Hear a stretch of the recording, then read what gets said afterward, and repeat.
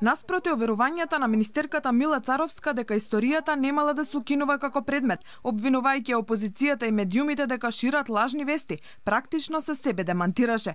На веб страната на новиот нацрт наставен план за основно образование, предметот историја го нема. Единствено, во една реченица објаснето дека историјата му припаѓа на предметот општествени науки.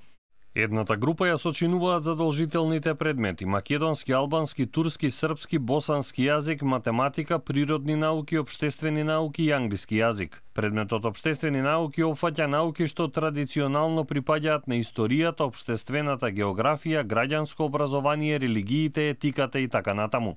Од тука е легитимно прашањето, кој ги шири лажните вести? Алфа постави прашање до Министерството за образование и наука, дали со новиот нацрт план сепак се укинува предметот историја. Оттаму до овие вести одговор не добивме. Министерката за образование ја објави оваа реформа во образованието во многу чувствителен период, кога Бугарија бара од Македонија промена и бришење на некои историски факти во учебниците по историја.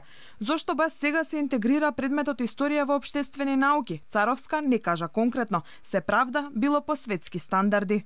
Исто предметот по биологија и предметот по хемија се интегрираат во исто време кога се отвара дискусијата со бугарската страна. Прави никаква разлика. Зборуваме за интеграција на природни и општествени науки, што се случува секаде во светот, во развиените земји кои што постигнуваат огромни резултати кај своите ученици.